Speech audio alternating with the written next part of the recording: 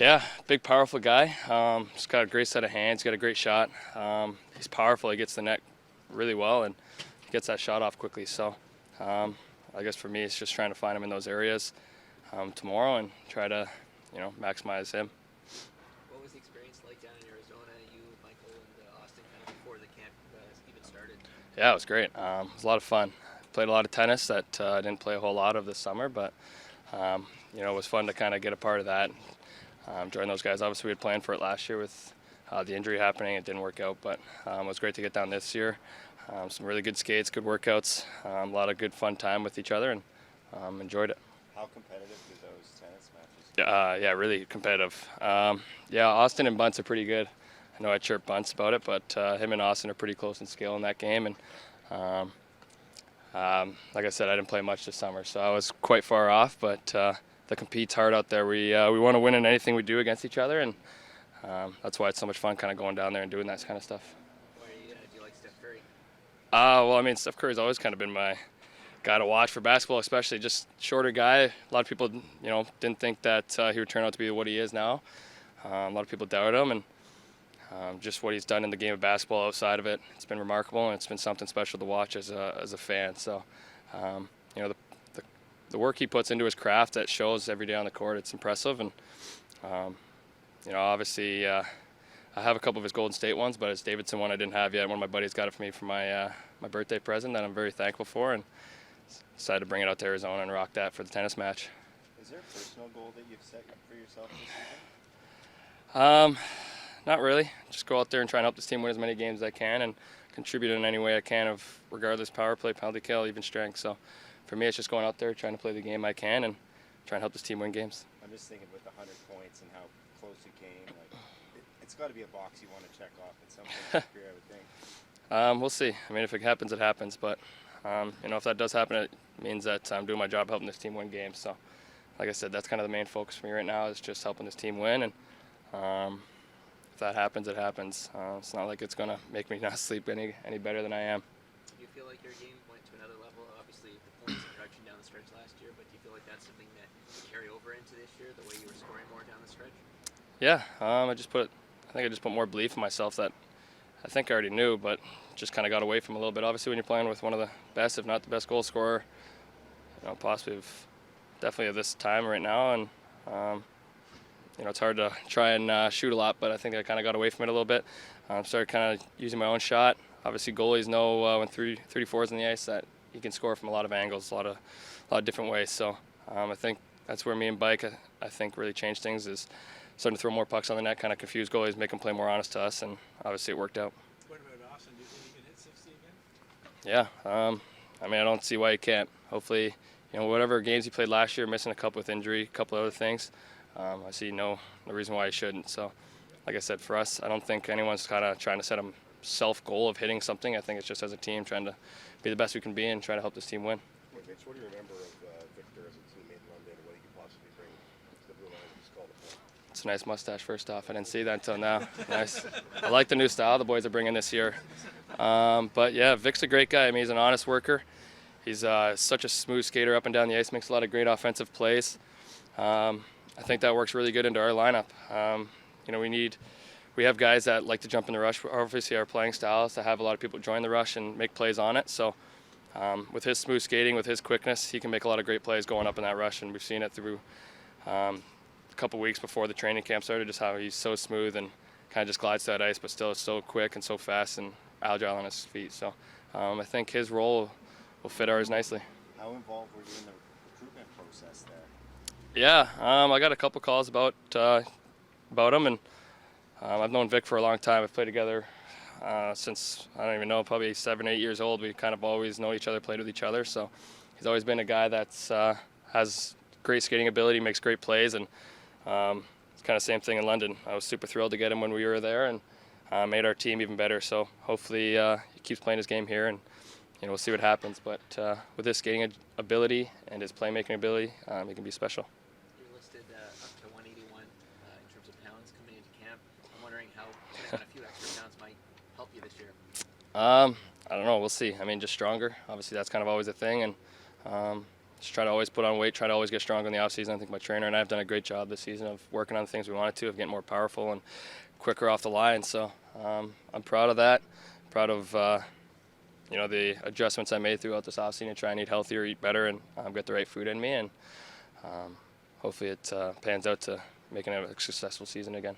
Are you feeling it already on the ice? Even I know it's only been a couple days, but you guys were skating already in terms of the added strength. Well, I mean, I kind of had that on the whole summer, so I think for that, obviously it's not much of a jump from what I was before, but it still is a couple pounds that make you feel a little stronger, can kind of cut into the ice a little more, kind of take guys on one-on-one a little more. But we'll see when the real season starts. Hopefully, it's now just maintaining that weight, keeping healthy with it, and seeing how I feel with it. What's your first impression of Matt Murray? Yeah, another guy that looks great out here. He's a competitive person. You can see it right from the start of drills. He doesn't want to let anyone score on him, let second chance goes by him or anything like that. So it's great to see as a player that you want a competitive goalie that doesn't let rebounds or second opportunities go in, or even third, even when the whistle goes. So it's great seeing that. He's when you get him talking, he can talk for quite a bit, which is good. Obviously, sometimes it takes a little bit to get people out of their shell, but he's done a great job right off the start, and we're excited to have him in that net. Has Austin showed you anything to say that you'd say he's improved even more, even though it seems like what more can he do? I think it's always hard to say with this right now, but I think just every year, I think especially just as being a professional, you want to try and improve on something, and from my standpoint, it's just his mentality has gone up so much of just knowing how good he is and knowing he can take people one-on-one pretty simply. And I don't know, it just seems like his hands, his feet, his shot are all in motion really well right now. So it's exciting for me to watch and our team to watch. And obviously he's a big contributor to this team and makes a lot of plays happen for us. William, how's the body feeling after a couple pretty intense days on the ice? Actually better than I thought, but it's still tired and stuff. But get some rest today and get ready for tomorrow. What do you make of your line? A couple of probably hungry guys on your line there. What do you make of the chemistry through 2 days? Yeah, I think we've had some good chemistry. Had a couple nice scoring chances in practice. I mean, hopefully tomorrow we can get that going. Who's impressed you this camp? I know it's only a couple days, but has any of the new guys stood out to you? Well, I think Mulligan looks good, and Holmberg has been looking good. I've never seen him play before, and just from the few practices, he's looking pretty sharp out there. How much do you know coming to this? Nothing at all. Like first time I met him was maybe first day of camp or at media day. Have you been in contact with Rasmus last couple days at all? Like, are you guys texting, calling? Yeah, I talked to him this morning just to see how's it going, and hopefully something will be figured out soon. What's your sense of how he's handling this? Yeah, obviously he wants to be here. I mean, I was in the same spot, and all you want to do is be here. So, yeah, hopefully that gets sorted out shortly. When you were in that spot, were you happy when guys reached out to you, kind of kept in touch, gave you a lay of the land of what was going on? Yeah, of course. I mean, he got through skipped the skating test. Maybe I'll have to do it when he gets back, but we'll see. You didn't have to do the skating test when you got back, did you? No, I don't think so. No, I don't even think we had a skating test then. That was when Babs was still coaching, yeah. Mitch was just telling us he's put on a few pounds. Maybe you'll help him in one-on-one situations. I know it's early, but what have you noticed about him on the ice so far? Yeah, he's looking good in battles for sure. I've noticed that right away from the start when I got here. So that'll probably contribute for sure throughout the season. Do you have any personal goals that you've set for yourself this season? Yeah, I mean, obviously want to do better than last year, and I mean, as a team, want to keep building off what we did through the regular season and go into the postseason strong. I'd like to see you have a little negotiation with Ottawa about the lineups tomorrow, maybe to figure out who might be in or out or whatever. Well, I think both teams need 40 guys, so it's fair to say, virtually everyone will be playing. But between NHL and AHL teams, it'll be a mix of both. Sheldon, Mitch was saying he put on some pounds in the summer. Are you noticing anything? I know it's early in camp. From what you've seen from him so far, and just in general, how that might help him. He was talking about one-on-one battles. Yeah, I mean, I think it's really early to tell, especially for a player that's got such a high bar that he's set for himself and what he's capable of. But I think he's definitely looked good. He's had a lot of energy, a lot of speed. You can really see the difference between players of his caliber and a lot of the other guys out there that he's on another level. So, early indications are that he's coming to camp looking good, and certainly doesn't look like a guy that's just resting on whatever he accomplished last season. He's looking to continue to build on it. What are your first impressions of Ben and Mete? To me, both have been really good. They don't look like guys who played in the NHL, which is really what they're assigned for, additional depth for us, guys that if and when we need them can play, and that's what I've seen so far. They look to be at a higher level than some of the other guys out here, some of the other depth options. I think there's a bit of a separation there for sure between them and say some of the guys that don't have that same experience. So this goes to show why we added guys like that. You don't know what you're going to face as you go through a season, and we've obviously got some injuries here early in camp. It's created extra opportunity, and even just the way we did special teams today, we gave everybody an opportunity at that. And to me, Mete was a real standout for us in that regard. It's somewhat eye-opening actually for us because we weren't necessarily thinking of it in that light. But he made some plays out there that had us having some discussions about it in the room. So that was really positive. I really liked his ability to step in and do that. But both he and Ben, you can tell, know how to defend. They're fine handling the pace of the play, the physicality, all those kind of things. They're used to just playing the NHL, and that stands out here. Ben is a real simple, hard, intelligent defender. Again, just calm. He's not fazed by anything that's going on around him. He's just going out there, going about his business and playing. So, two good additions for us to our depth. A little bit of bonus too for you guys, Sheldon and the staff, that they played together in Montreal. Victor was saying today that they have that background as well. Yeah. We had mentioned that a few weeks ago. That was brought up, and that I hadn't really thought of it, to be honest. But it is a good thing. We think both guys have the ability to play the right side. Which is another thing. I mean, we obviously we were looking for some right-handed depth, but like these guys better than some of the other options, and the fact that they had played the right side, we felt comfortable with that. So Mete started over there, but I think we'll see Ben over there at some point as well. The fact they're comfortable together is a good thing, for sure. The more familiarity you can have with the teammates and the guys that we bring in, I think that's healthy for everybody to get comfortable early. But they're two versatile guys that can help us, so that's great. Do you have an identity in mind for the fourth line this year? Do you see it changing at all? Yeah, I do see it changing. However, I think some of that's going to play itself out through camp and how some of these positions get filled. We've got a lot of guys that that are competing for spots here. I think some of them are notable because they're guys who played in the NHL, but we've got guys that haven't played in the NHL that are pushing as well. We haven't really talked about. Like, to me, Bobby McMahon has looked really good, coming off of a great season with the Marlies. Holmberg has been great, a guy that I haven't known a lot about, came over late in the season, but he looked really good in the prospects tournament, and here again.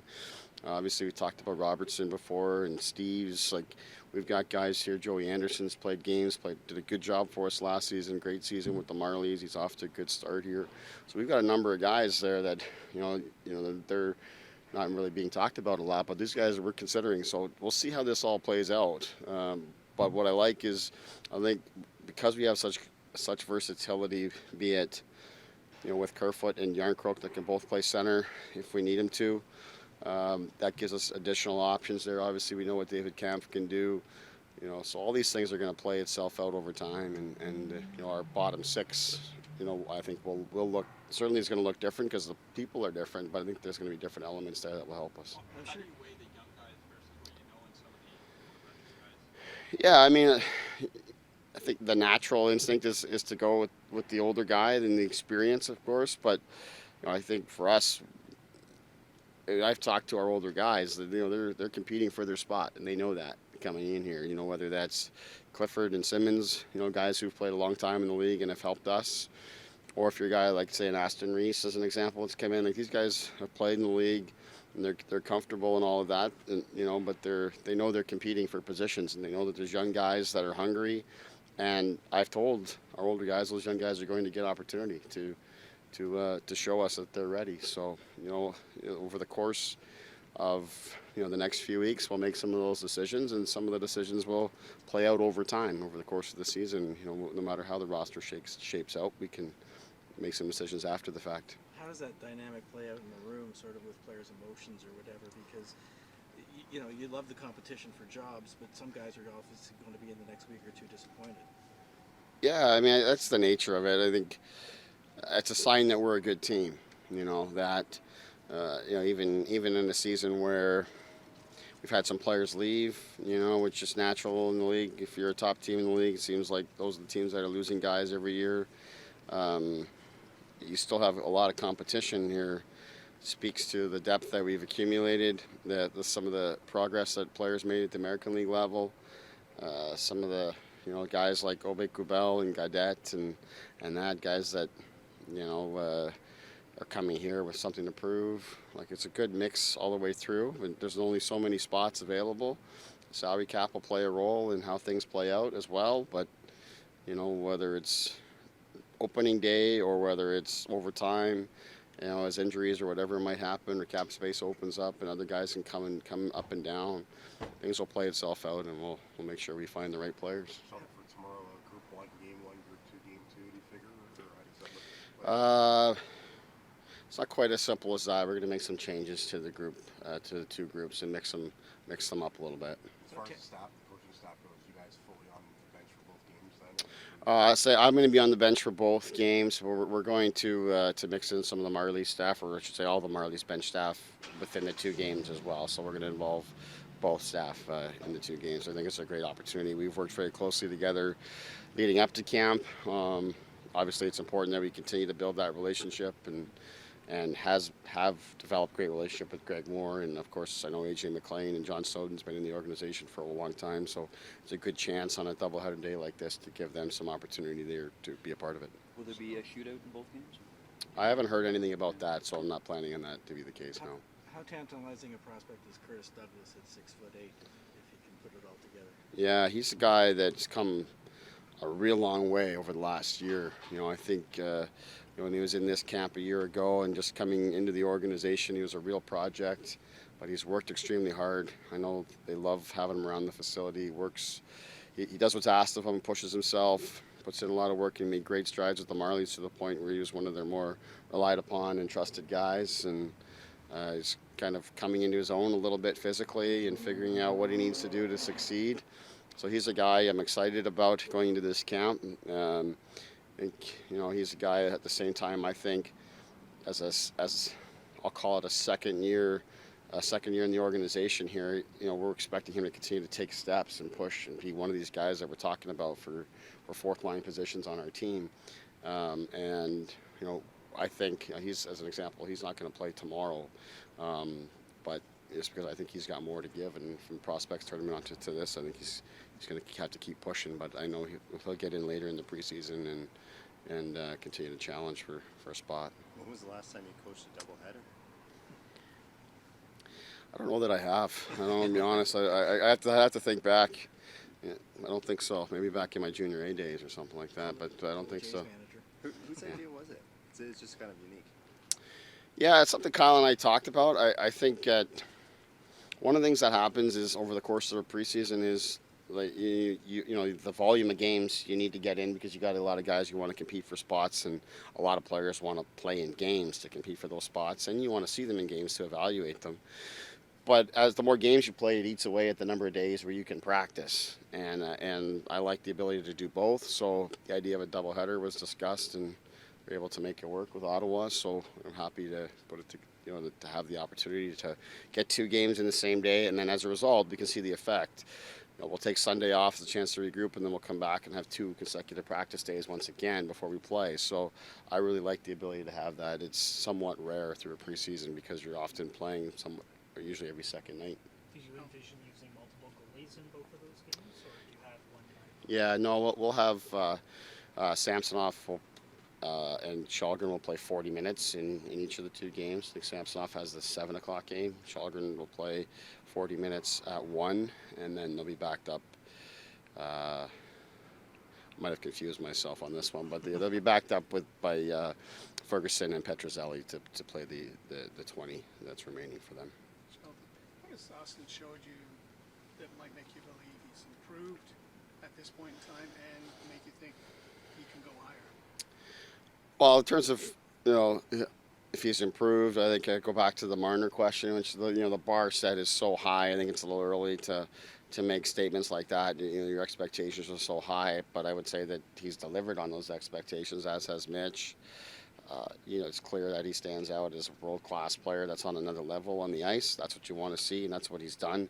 He missed, a lot of what we're doing right now. Like, he was skating at this time last year in camp, but wasn't a full participant, as you'll recall. So that in itself, I think, helps his cause to get off to a good start and really get going. He took him a little bit last season, after missing camp and kind of getting dropped in after a few games into the season.